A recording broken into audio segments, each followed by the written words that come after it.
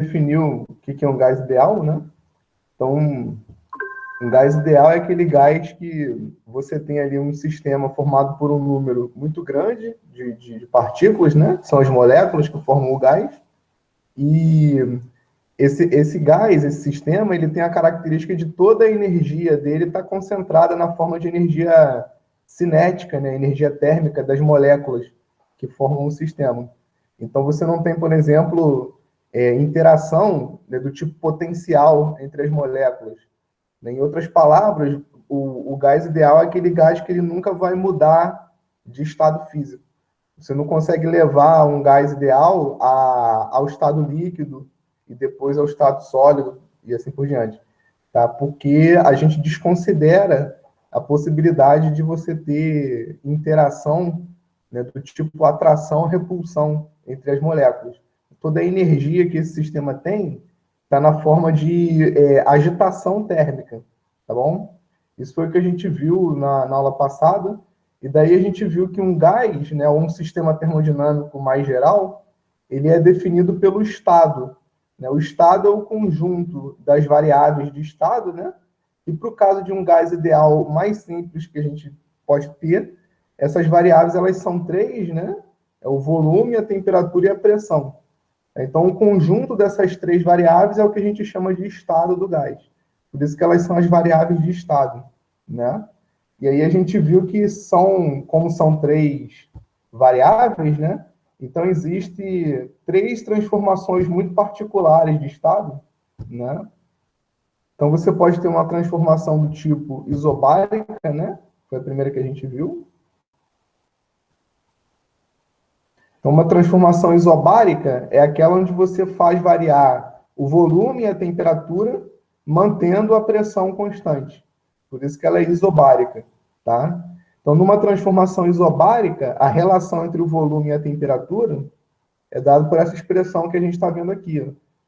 Ao longo da evolução de estado, de uma transformação de estado, você pode mudar o volume e você pode mudar a temperatura. Inclusive, né, se você mantém a pressão constante, né, então necessariamente você vai estar variando as outras duas variáveis.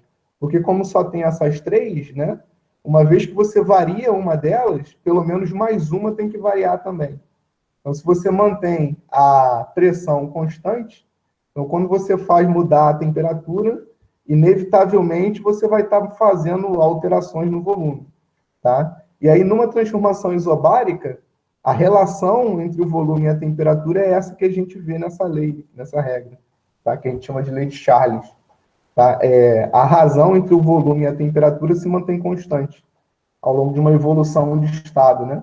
Quando você sai de um estado inicial e vai para um estado final, tá? A mesma coisa acontece na transformação isovolumétrica. Numa transformação isovolumétrica, você mantém o volume constante, tá? Então, necessariamente, né, se você muda a temperatura, a pressão ela vai ser alterada, né? Isso aqui é bem intuitivo, né? Se você fixa ali a tampa do reservatório que está segurando esse gás, se você esquentar o gás, é lógico que a pressão ali dentro vai aumentar, né? Porque você tem mais agitação. Então, essas moléculas elas colidem com mais força nas paredes do recipiente, na tampa. Né? Por isso que a pressão ela se torna maior, tá? A mesma coisa acontece, né? Se você diminuir a temperatura, a pressão tende a diminuir, mantendo o volume constante. Tá? Então, você vê que numa transformação isovolumétrica, é a razão entre a pressão e a temperatura que se mantém constante, tá? E aí, se você faz uma evolução de um estado inicial para um estado final, né? Vale essa regrinha que está aqui, né? P1 sobre T1 tem que ser igual a P2 sobre T2. Né? O estado inicial e o estado final. Uma vez que se mantém constante, então, no início você tem a mesma constante, no final você tem a mesma constante. Então, essas duas frações aqui, elas têm que ser iguais, né? E aí, na transformação isotérmica, o que se mantém constante é a temperatura, tá? Então, aqui, se você varia, por exemplo, a pressão, se você aumenta a pressão mantendo a temperatura constante, isso quer dizer que você está reduzindo o volume do teu sistema, tá? Então, para a transformação isotérmica, vale essa regra que a gente está vendo aqui. O produto, né, a multiplicação da pressão pelo volume é que se mantém constante, tá? Então, se você dobra a pressão, o volume cai pela metade, né? Se você triplica a pressão, o volume cai a terça parte, dividido por 3.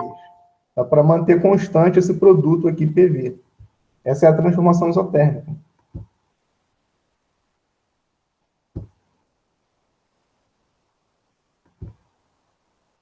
Tá?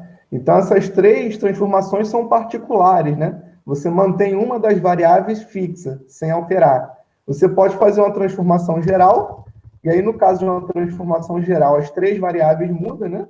E aí, de acordo com esses três casos particulares que a gente viu antes, tem que valer esse caso geral aqui, tá? PV sobre T se mantém constante. E aí, se você sai de um estado inicial para um estado final, né, realizando uma transformação geral, você tem que ter isso que está aqui embaixo, né? Pressão 1 vezes volume 1 sobre temperatura 1 tem que ser igual a pressão 2 vezes volume 2 sobre temperatura 2. Então, isso aqui foi o que a gente viu no final da aula passada, né?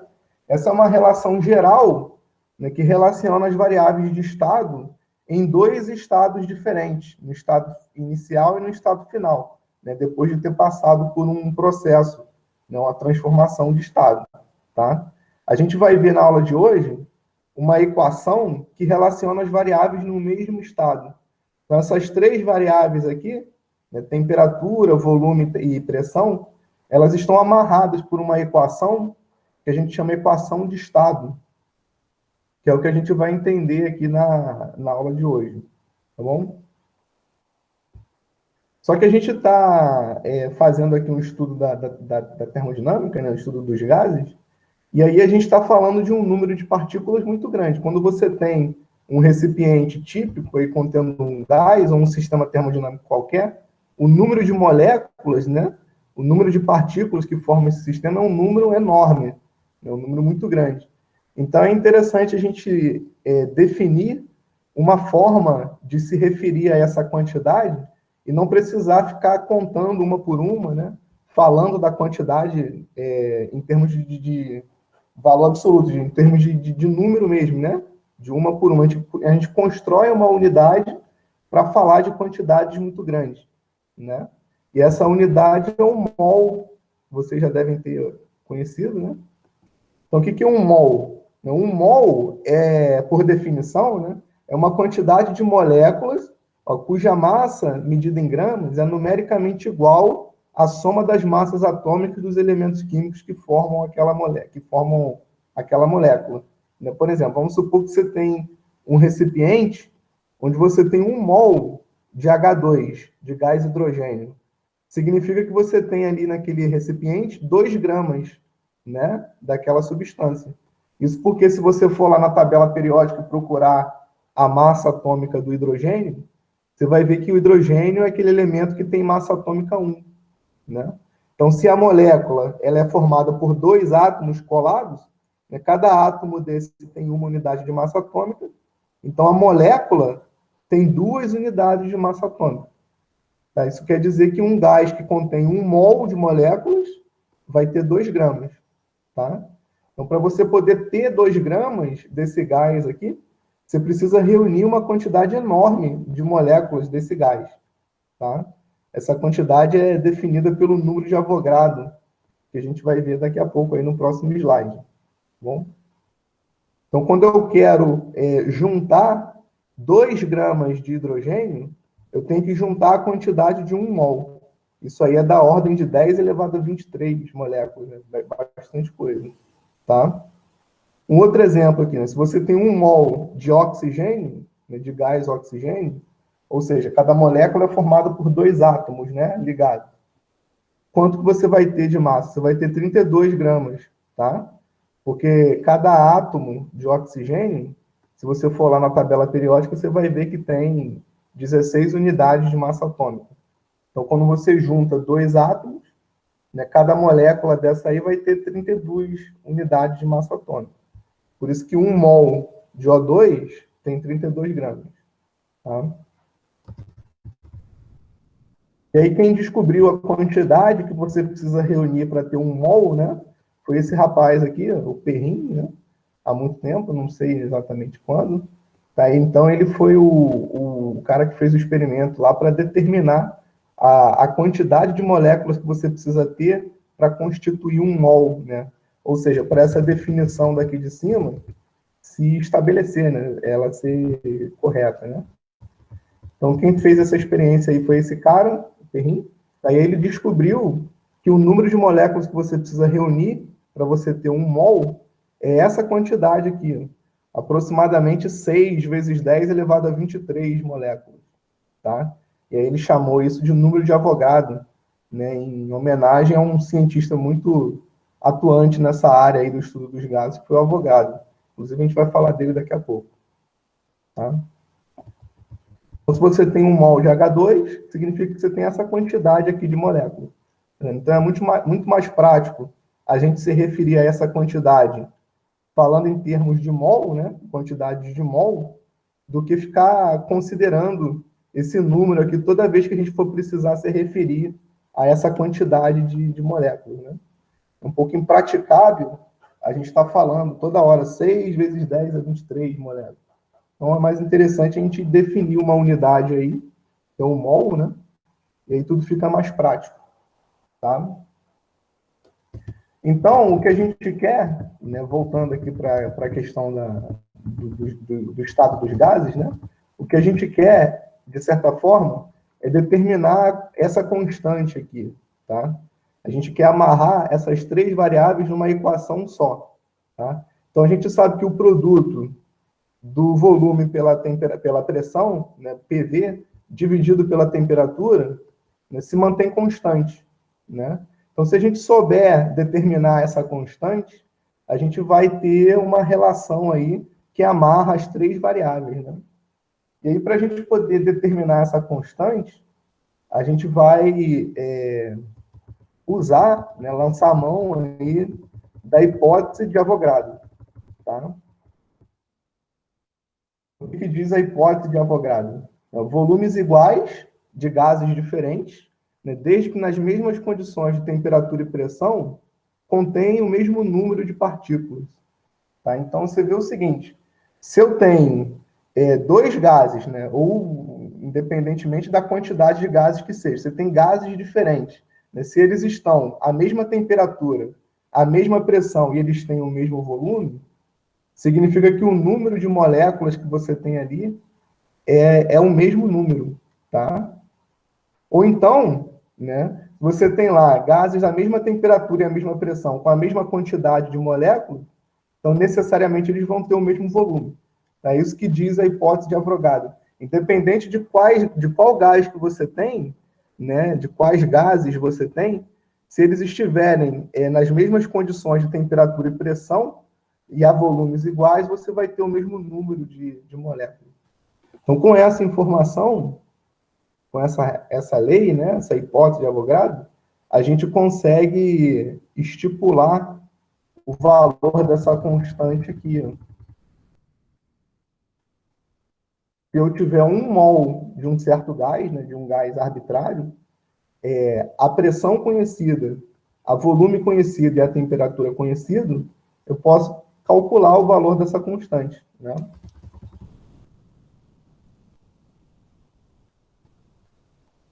Então, vamos supor que você tem um certo gás, você sabe que a quantidade de moléculas que você tem dentro dele é 1 mol, né? E esse gás é um gás qualquer, um gás arbitrário, tá? Aí você vai lá no termômetro, né, que está colocado lá em contato com um gás, e observa que ele está medindo a temperatura de 273 Kelvin, né? Ou seja, 0 graus Celsius, né? E aí esse gás também está submetido a uma pressão de 1 atm. A gente viu essa unidade de pressão aqui na aula passada, né? Depois a gente volta a falar sobre ela, tá? Então você sabe a temperatura, você sabe a pressão e você sabe a quantidade de moléculas que tem nesse gás. Então, com isso, você pode inferir o volume. Tá? Então, se você medir o volume desse gás, né, ou de qualquer outro gás que esteja nessas mesmas condições, você vai sempre obter o mesmo valor para o volume, que é esse número aqui, ó, 22,4 litros. Tá? Ou seja, né, resumindo, qualquer gás que você possa ter, né, qualquer gás que você tenha, se você tiver a quantidade de 1 mol de moléculas desse gás, nessas condições de temperatura e pressão, o volume que ele vai ocupar é sempre esse volume aqui, de acordo com essa hipótese de Avogadro. Tá? Então, com isso, eu posso substituir essas variáveis aqui, naquela regrinha, né? Nessa aqui, e determinar quanto que vale essa constante. Tá? Então, se eu pego a pressão de 1 atm, coloco aqui no lugar de P0, pego esse volume de 22,4 litros, coloco aqui no lugar de V0, pego essa temperatura de 273 Kelvin, coloco aqui, e faço essa conta, você pode fazer aí na sua calculadora, você vai obter esse resultado, 0,082, tá vendo? E aí você pode partir desse estado aqui, fazer uma transformação de estado, né? Mudar a pressão, mudar o volume, mudar a temperatura, seguindo essa lei geral aqui, que você vai estar sempre na mesma constante, você vai ter sempre o mesmo valor para aquela constante. Tá? Então, isso significa que para valores arbitrários aí, ó, de pressão, volume e temperatura, você vai ter sempre o valor constante de 0,082. Tá? Então, essa constante aqui é a constante universal dos gases ideais. Ela é chamada de constante universal dos gases ideais. Tá? E aí ela é representada pela letra R, essa aqui. Então, para qualquer valor de pressão, volume e temperatura, que você faça o seu gás ter, né, a partir de um estado inicial, então vamos supor que você esteja no estado inicial que é dado por essas condições aqui, né? 273 Kelvin, 1 atm e 22,4 litros. Então, a partir desse estado inicial, você vai fazer uma evolução nesse estado. Vai mudar as variáveis. Aí você vai para um outro estado arbitrário qualquer, né? E aí a relação entre essas variáveis aqui é que elas têm que dar o valor da mesma constante, né? Essa fração aqui tem que dar a mesma constante, tá? Então, isso tudo que a gente está vendo aqui é relativo a 1 mol, né? A um único mol desse gás arbitrário. Se você tiver N mols, o que você vai ter é que essa constante R ela vai ser multiplicada por N, né? Porque para a mesma pressão, a mesma temperatura, o volume ele vai ser multiplicado. Tá? Vamos supor, você tem um gás com essa temperatura, 273 Kelvin, essa pressão, 1 atm. Só que agora, ao invés de ter 1 mol, você tem 2, vamos supor. Então, o volume que você vai medir não vai ser 22,4, vai ser o dobro disso. Tá? Se você tiver 3 mols, o volume vai ser o triplo. Se você tiver 4 mols, vai ser o quádruplo. Então, o que acontece é que a relação entre a pressão, o volume e a temperatura dá R para 1 mol. Se eu tenho 2 mols, vai dar 2R. Se eu tenho 3 mols, vai dar 3R. E assim sucessivamente. Né? Então, para um número N de mols, você tem essa regra aqui. Ó. PV sobre T dá NR. Tá? E aí você pode pegar essa temperatura que está dividindo e passar para o outro lado multiplicando, né? E aí você tem essa equação que está aqui. PV é igual a nRT. Essa é a tal da equação de estado, que amarra as 3 variáveis. Ó. Pressão, volume e temperatura. Tá? Então, o que essa equação aqui, ela tem de especial, né, em relação a essa regra que a gente já viu na aula passada. Essa regra aqui, ó. P1, V1 igual a P2, V2 sobre T1 sobre T2. Qual que é a diferença? Né? O que tem de diferente entre essa relação e aquela equação de estado que está lá embaixo? A diferença é que essa equação de estado aqui, ela está relacionando as variáveis de um único estado. Eu não preciso me referir a um segundo estado aqui nessa equação, tá vendo? Eu tenho a pressão, o volume e a temperatura num mesmo estado, tá? Aquela equação lá de cima, ela funciona quando eu comparo 2 estados diferentes. Um estado 1 com um estado 2, tá vendo? Tá? Então, quando eu estou num certo problema aí do estudo dos gases, onde eu estou comparando dois estados, essa equação aqui ela pode ser mais interessante de ser usada, tá? Agora, quando eu estou num problema onde eu não preciso me referir a um segundo estado, né? Toda a informação que eu preciso está contida no mesmo estado, então essa equação aqui ela é mais interessante, tá bom? E aí você vê que, através dessa expressão, né, que se você mantém uma das variáveis fixa, vamos supor que você mantém a pressão fixa, né? Ela não vai variar ao longo de uma transformação de estado. Se você mexer na temperatura, necessariamente você precisa mexer no volume, né? Porque esse valor aqui vai mudar. O N é o número de moléculas, é constante, não varia. O R é a constante universal dos gases, também não varia, tá? Então vamos supor que você altere a temperatura. Significa que esse produto aqui, ó, ele vai mudar de valor, né? Então, se o que está aqui do lado direito muda de valor, o que está do lado esquerdo tem que mudar de valor também, tá? Mas se eu mantiver a pressão constante, a única maneira disso aqui que está à esquerda mudar de valor é se o volume também variar, né? For alterado, tá bom? Da mesma forma, se eu mantenho o volume fixo e mexo na temperatura, a pressão tem que mudar, tá? Ou então, se eu mantenho a temperatura fixa, tudo isso aqui é uma constante, né? Vira uma constante. E aí, se eu mexo no volume, ou seja, se eu faço o volume subir, a pressão ela tem que diminuir para essa multiplicação não mudar e aí continuar valendo aquela constante, né? Associada a essa temperatura fixa. Tá bom?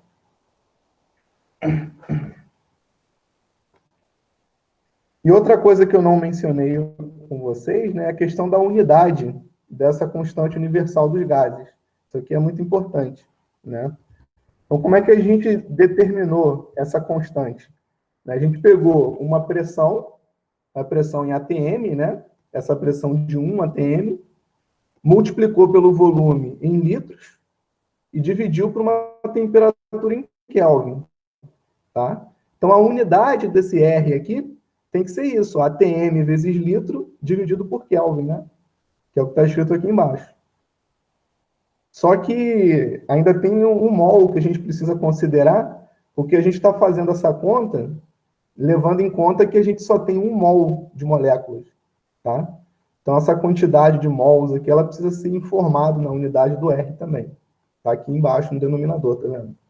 Então, a unidade dessa constante R vai ser atm vezes litro, pressão vezes volume, sobre mol vezes Kelvin, tá bom?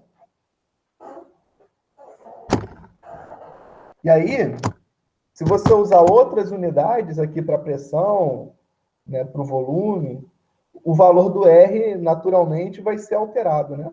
Vamos supor que ao invés de você fazer essa conta aqui usando a pressão em atm, você usa a pressão em Pascal, né? Que é aquele que a gente viu na aula passada, né? É Newton por metro quadrado. Se você usar Newton por metro quadrado, o valor da pressão atmosférica ao nível do mar não é 1, né? É um outro valor. Então, você vai ter um número diferente aqui para o R no final das contas. Tá? Então, o valor da constante depende, logicamente, da unidade que você usa. Tá? Então, para essa unidade aqui, que é muito usual, que a gente vai usar com muita frequência, o valor do R é 0,082. Tá?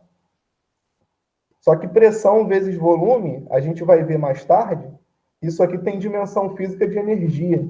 Você pega uma pressão e multiplica por um volume, isso aqui dá energia, tá? A gente vai entender isso com calma quando a gente for estudar a primeira lei da termodinâmica. Aí, sendo energia, a depender das unidades que você usa aqui para pressão e para o volume, isso vai dar joule, né? A gente sabe que energia é medida em joule, né? Então, depois a gente vai usar o R com outro valor, né? Onde, ao invés da gente usar atm vezes litro, a gente vai estar usando aqui uma unidade de energia, que é o joule. Tá? Eu não sei se dá para entender bem isso que eu estou querendo dizer. Ó, pressão vezes volume, isso tem dimensão física de energia, tá? Então, eu posso trocar esse atm por litro aqui por joule. Mas aí, quando eu faço essa troca, o valor do R muda. Então, você vê que o R é o mesmo, ó. Só tem valores diferentes porque eu estou usando unidades diferentes aqui nos dois casos, tá bom? Mas essa segunda opção aqui, onde aparece o Joule, isso a gente vai usar depois, quando a gente for falar de primeira lei e segunda lei da termodinâmica. No estudo dos gases mesmo, a gente fica usando mais essa expressão aqui, né, esse valor, 0,082. Tá? Essa equação também ela é conhecida como equação de Clapeyron. Tá? Equação de estado ou equação de Clapeyron. Ela é a equação fundamental do estudo dos gases, mas não é a única possível. Tá? Essa equação aqui, ela só serve para esse modelo de gás ideal que a gente está usando. Tá? Se a gente for considerar um gás um pouco mais realista, né? Um gás que tem mais possibilidade de mudar de fase e tal, aí a equação de estado ela acaba ficando um pouco mais complexa, porque essas leis que a gente viu ali em cima, né, aqueles casos particulares ali, eles começam a falhar um pouco, tá? Então, por exemplo, existe um modelo de gás chamado modelo de Van der Waals, tá? No modelo de Van der Waals, a gente já começa a considerar a possibilidade das moléculas interagirem, né? Atrair ou repelir uma outra. E aí essa equação de estado aqui, ela fica um pouco mais interessante, né? Ela ganha mais variáveis aí e tal, tá? Mas para o estudo dos gases ideais, essa equação de estado aqui que a gente usa é o padrão para a gente, tá? E aí isso vai ser importante também mais para frente quando a gente for falar das leis da termodinâmica, da primeira e da segunda lei. Aqui tem um exemplo bem simples até, que a gente ainda não vai precisar usar essa equação de estado aqui, tá bom? A gente vai usar essa relação entre as variáveis de um estado inicial e um estado final. P1, V1 igual a P2, V2. P1, V1, T1, P2, V2, T2.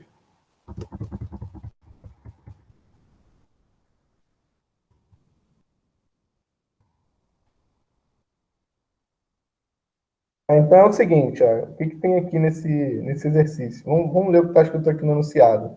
Em uma seringa, a extremidade onde foi retirada a agulha está aberta, né, de modo que o ar em seu interior ocupa um certo volume inicial e está à pressão atmosférica de 1 atm.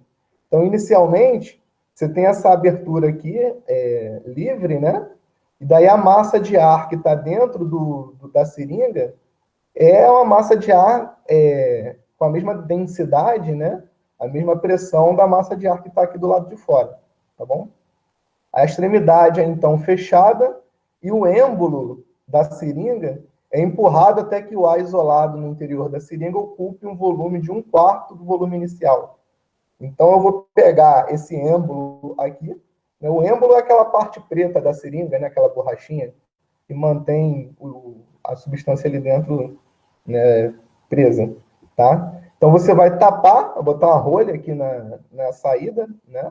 E vai pressionar esse êmbolo até que essa massa de ar que fica confinada aqui dentro reduza o seu volume até a 1/4 parte. O volume vai ser reduzido até a 1/4 parte do volume inicial, tá? A área de seção reta do êmbolo é 3 centímetros quadrados, ou seja, a área desse círculo aqui, né? Todo o processo entre os estados inicial e final ocorre a temperatura ambiente constante, né, com a seringa mantida na horizontal, conforme indica a figura. Né, considerando-se o ar como gás ideal, calcule a pressão no estado final. Tá? Então, essa é uma transformação de que tipo? É uma daquelas particulares que a gente viu lá inicialmente. Não pode ser a transformação isovolumétrica, né? Porque o volume diminui. Então, logicamente, a transformação ela não é isovolumétrica, tá? Se você observar que ele diz que a temperatura é mantida constante, né? Então, se a temperatura é mantida constante, essa transformação aqui ela só pode ser isotérmica, né? Então, você vai ter uma variação do volume, como a temperatura é mantida constante, a pressão vai ser alterada. E é justamente o que ele pede aqui na letra A, né? Calcule a pressão no estado final, tá? Aqui está a resolução muito detalhada, né? É uma conta bem simples, mas aqui está as informações todinhas, né? Então, ó, inicialmente você tem uma temperatura no estado inicial, né? Que vai ser igual à temperatura no estado final. Como são iguais, a gente não precisa desse índice aqui para representar, né, a temperatura antes e depois. Elas são iguais, então a gente pode chamar simplesmente de T, né? Inclusive, essa temperatura aqui ela não vai influenciar na resolução, tá? É como se eu tivesse que usar essa regra geral aqui,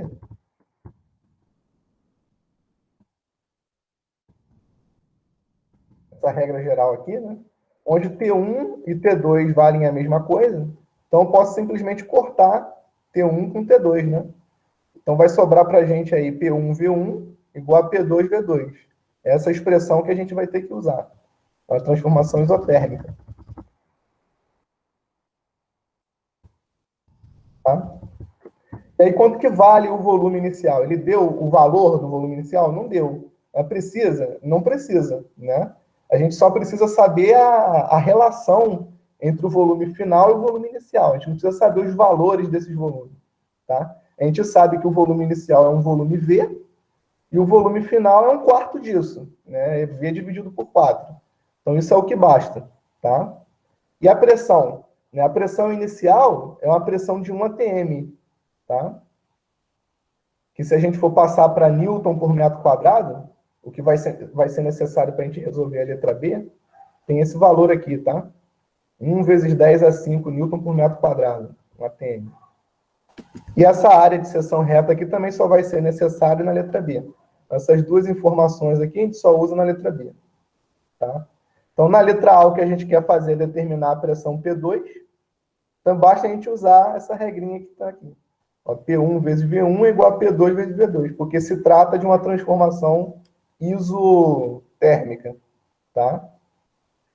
Então, você substitui o valor da pressão P1 aqui, o volume V1 é V, né? A pressão P2 é o que a gente quer descobrir, e o volume V2 é V sobre 4, né? Por que a gente não precisa do valor do volume? Porque aparece V de um lado, aparece V do outro, então você corta V dos dois lados, né? Aí some o valor do volume. Então não importa qual seja esse valor, né? Ele vai sumir de qualquer jeito, tá? Então você tem que 1, né, é igual a P2 sobre 4.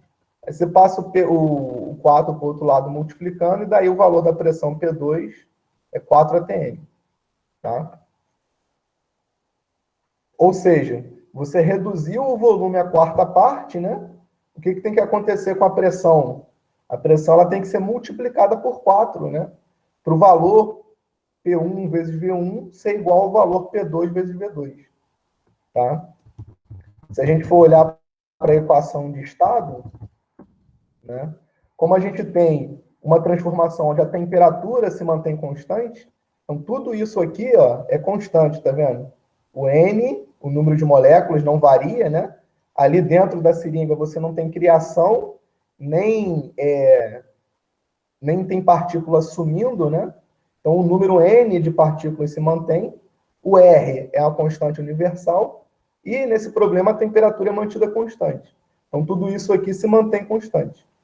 Tá? Então, se eu diminuo o volume, eu tenho que aumentar a pressão de forma proporcional para esse produto aqui se manter no valor dessa constante. Tá?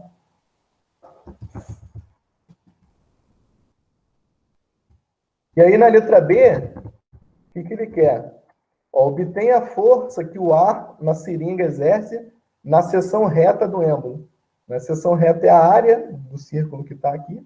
Eu quero saber qual que é a força, né? Qual que é a grandeza que a gente vai usar para determinar a força, né? A gente aprendeu também na aula passada que pressão é força sobre área, né? Viu isso aqui na aula passada. É uma relação que a gente vai estudar mais à frente, quando a gente for falar de hidrostática. A gente vai voltar nessa definição aqui e trabalhar ela com um pouco mais de detalhe, tá? Por enquanto, basta a gente saber que uma pressão é uma força dividida por uma área, tá? Então é o seguinte, esse gás que está confinado aqui nesse recipiente, nessa região, né? Esse gás ele está colidindo o tempo todo com as paredes desse recipiente, né? Então nessa de colidir, esse ar faz força. Por exemplo, aqui na parede do êmbolo, né? Então se você pegar essa força e dividir pela área do êmbolo, isso dá para você uma medida da pressão que esse gás tem, que esse ar tem aqui dentro, tá? Então com a pressão e com a área do êmbolo que foi dada, eu consigo determinar a força que esse gás está fazendo no êmbolo, naquela borrachinha preta lá da seringa, tá? É só pegar essa área, passar para o outro lado multiplicando, né? Porque a pressão a gente tem, a área foi dada, com isso a gente calcula a força, tá? Qual que é a pressão que esse gás está exercendo nas paredes do recipiente? A gente acabou de calcular aqui na letra A, né? Quando o ar, né, ocupa o estado 2, a pressão que ele tem é uma pressão de 4 atm. Ó. 4 atm. Tá? E o enunciado deu para a gente o valor da área da seção reta do êmbolo. É 3 centímetros quadrados. Então, se eu pegar esses dois números e multiplicar, isso vai dar para mim a força. Né? Só que eu tenho que tomar cuidado com as unidades. Ó, aqui está em atm. Aqui está em centímetro quadrado. Então, tem que colocar essas unidades adequadas, né, para obter a força em Newton. Porque eu quero calcular a força na unidade padrão de força, que é Newton. Né? Tá? Então, o que eu vou fazer? Eu vou escrever essa pressão em Newton por metro quadrado e vou escrever essa área em metro quadrado. Aí, quando eu multiplico Newton por metro quadrado, sobra Newton. Tá? Então, primeiro vamos olhar aqui para essa área. Como é que eu faço para passar isso aqui para metro quadrado?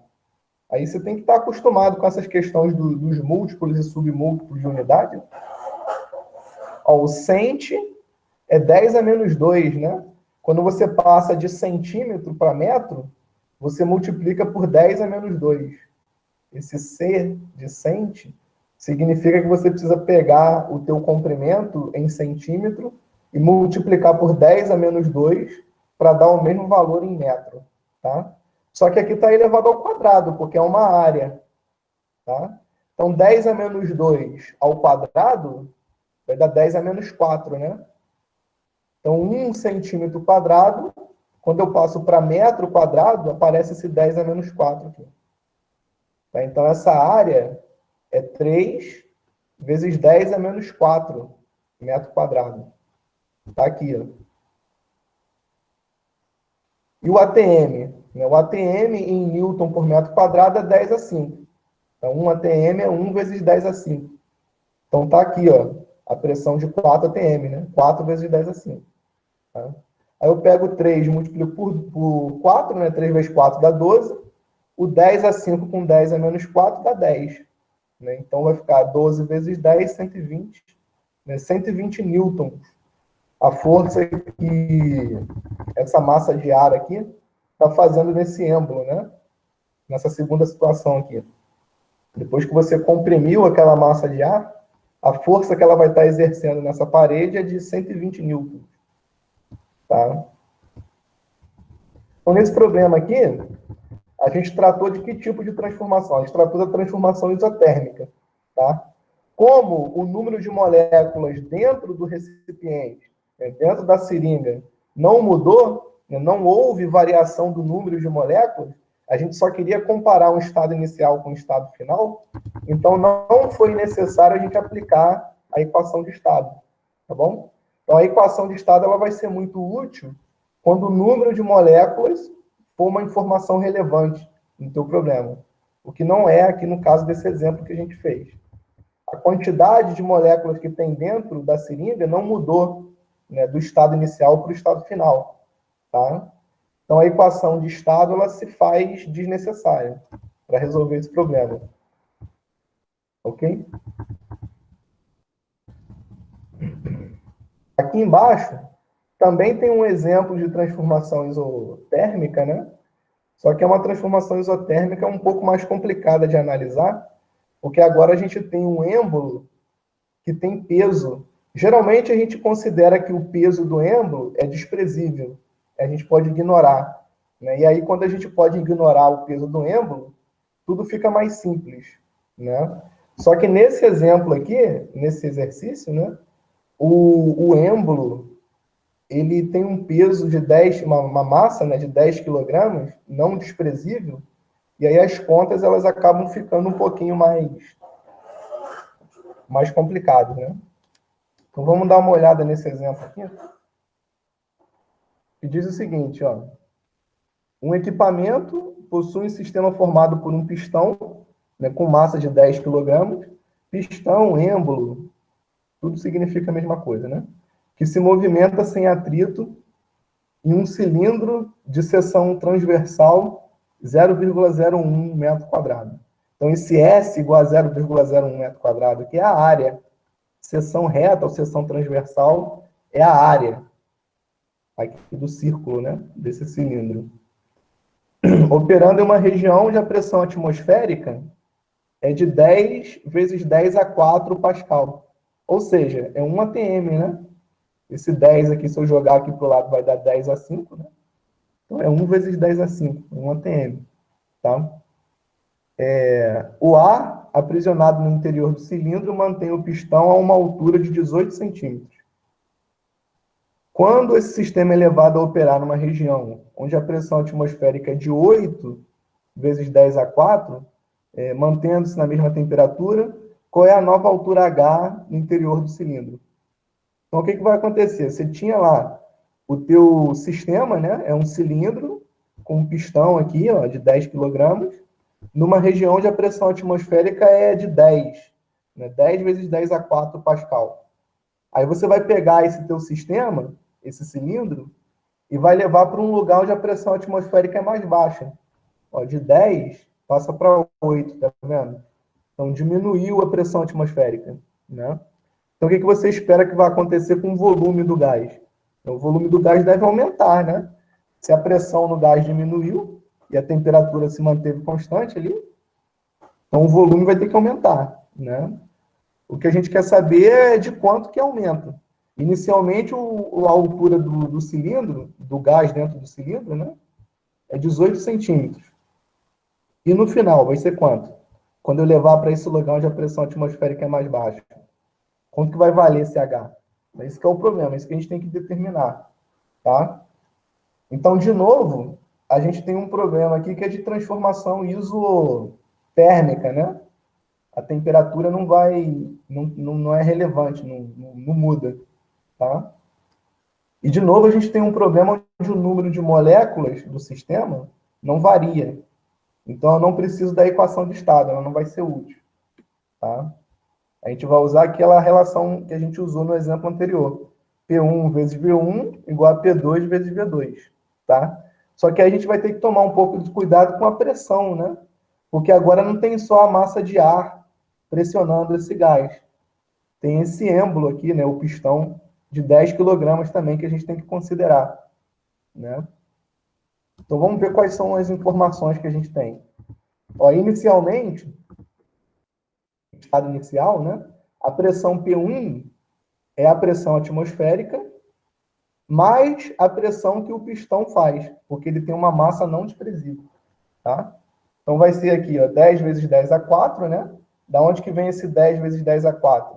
Vem da pressão atmosférica, tá? E tem aqui um 1 vezes 10 a 4. Esse 1 vezes 10 a 4 vem do pistão.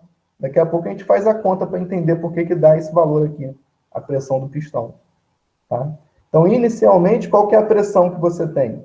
Você tem essa soma, né? É 10 vezes 10 a 4 mais 1 vezes 10 a 4, que dá 11. 11 vezes 10 a 4 Pascal. Essa que é a sua pressão inicial. Daí você vai pegar esse sistema e vai levar ele para um lugar onde a pressão atmosférica é um pouco menor, tá vendo? Ó, 8 vezes 10 a 4. Então, quanto que vai ser a pressão final? Vai ser a pressão atmosférica nova, esse número 8 vezes 10 a 4, mais a pressão correspondente ao pistão. como ele não muda, continua sendo 1 vezes 10 a 4. Tá? Então, a pressão final é 9. 9 vezes 10 a 4 Pascal. Tá? E os volumes? O que eu posso falar a respeito dos volumes? Ó, eu tenho que esse gás que está contido aqui, ele está ocupando um volume cilíndrico, né? Isso aqui é um cilindro, que tem uma área S e uma altura H. Então, a gente sabe calcular o volume do cilindro. É só pegar a área e multiplicar pela altura, né? Você pega a área da base e multiplica pela altura, isso dá o volume. Tá? Então, qual que é o volume inicial? É a altura inicial vezes essa área S aqui, que para a gente, por enquanto, não tem necessidade de especificar quanto vale. Apesar dele ter dado aqui, né? Aqui, 0,01. A gente vai usar essa área para calcular a pressão do pistão, que aqui a gente já está usando o valor dele dado. Tá bom? Então, o volume V1, o volume inicial, vai ser a altura inicial, que está dizendo ali no enunciado que é 18 centímetros, vezes essa área S aí, tá bom? Esse é o volume inicial. E o volume final é a altura 2, que a gente quer descobrir quanto vale, vezes a área do gás ali, da base do gás, tá? Que é essa área S aqui, tá? Então, com isso, a gente tem todas as informações, né? É só substituir na regra, né? Da transformação isotérmica, né? Essa é uma transformação isotérmica. E fazer a conta, tá bom? Então, aqui, ó, tá a pressão P1, aqui está o volume V1, aqui está a pressão P2, e aqui está o volume V2. Aí você faz essa conta com calma aí, você vai ver que o valor da altura 2 tem que dar 22 centímetros, tá? Corta esse S com esse S, né? Ele está tudo multiplicando do lado de lá. O que for igual, você corta, tá?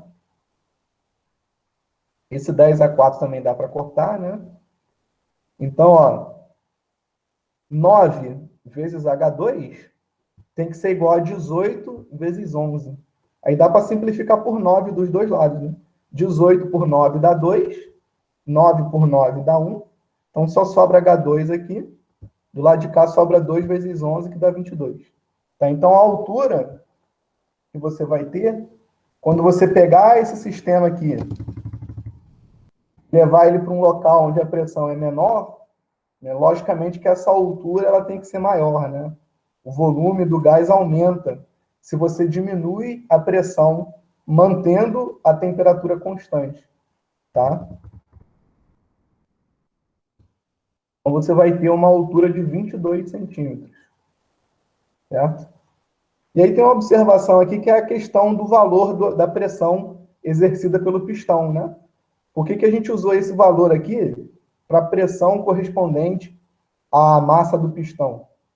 É muito simples. A gente vai fazer o quê? Vai pegar o peso do pistão, né? Que é a massa dele, multiplicado pela aceleração da gravidade, e vai dividir pela área da seção transversal daquele cilindro. Né? Porque a gente já entendeu no exercício anterior que pressão é força sobre área. Né? Qual força aqui nesse caso? A força peso exercida por essa massa. Tá? Então, essa força peso aqui, dividida por essa área, tem que dar a pressão que o gás está fazendo. Tá? Porque se fosse maior a pressão do pistão do que a pressão do gás, esse êmbolo estaria descendo, estaria diminuindo, descendo, né? Vindo para baixo. Se fosse menor, estaria subindo. Mas se ele está estagnado, é porque a pressão que ele faz é igual à pressão que o gás faz. Né? A pressão que essa massa aqui faz de cima para baixo é igual à pressão que o gás faz de baixo para cima. Tá? Então, essa pressão é dada pelo peso, né, que é uma força, dividido pela área da seção reta do cilindro, é 0,01, tá? Então, se você pegar a massa e multiplicar pela aceleração da gravidade, isso dá o peso, né? Conforme a gente já sabe já aí de muito tempo. né? A força peso é calculada pela massa vezes a aceleração da gravidade. Tá? Então, é 10 vezes 10, que dá 100, né?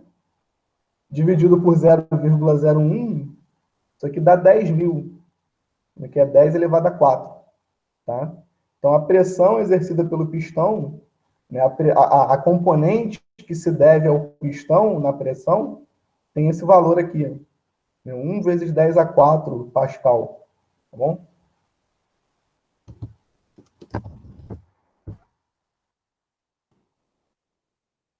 Deixa eu ver se tem mais alguma coisa aqui nesse.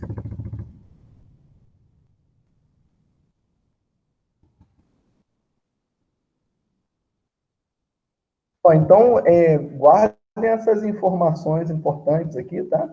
A questão da unidade do R, da constante universal dos gases ideais, isso aqui é muito importante, a questão da unidade, tá? Que é através da unidade dessa constante que você sabe qual é a unidade de todas as variáveis que você vai usar na equação. Tá? Então, se você tem a constante R, aqui dada em ATM vezes litro por mol Kelvin, significa que toda pressão que entrar na tua conta tem que entrar em ATM, tá? Todo volume que entrar na tua conta tem que entrar em litros. E a temperatura, né, como sempre, só pode ser dada em Kelvin, porque aqui a gente está falando de um valor fixo de temperatura, e não de variação de temperatura. Né? Como a gente já discutiu algumas aulas anteriores, né? Se fosse variação de temperatura, aí a gente poderia usar grau Celsius, porque não tem problema, né? Mas como aqui a gente está falando de um valor fixo de temperatura, então ela tem que ser dada em Kelvin, que é o que aparece aqui na unidade do R. Tá? Tem aqui também alguns exemplos que a gente pode deixar para discutir na próxima aula, no início da próxima aula. Tá? Depois eu vou colocar esses exercícios aqui também lá na plataforma, para quem quiser dar uma olhada aí, dar uma estudada, vale a pena.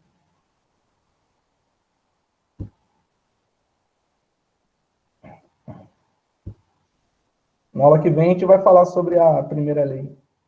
Alguém quer falar alguma coisa?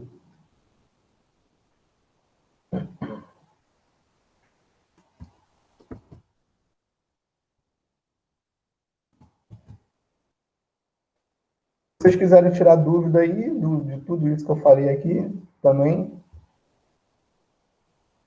Senão, por hoje a gente encerra e volta na. Aliás, na quinta-feira eu não vou poder dar aula, não, tá? A gente vai se encontrar só na próxima terça-feira.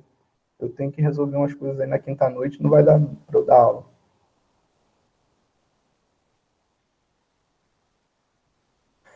Foi tranquilo, só foi muito corrida, né? Porque é o que a gente consegue fazer no tempo que tem aqui à disposição.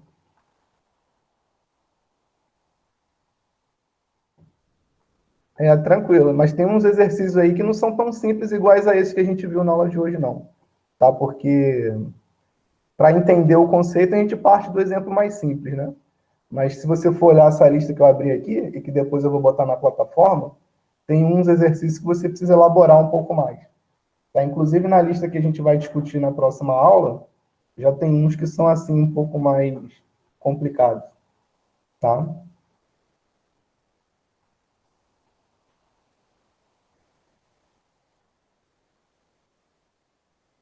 É, faz isso. Eu vou colocar para vocês lá os exercícios na plataforma. Até semana que vem. Boa noite. Terça-feira a gente está aí de novo.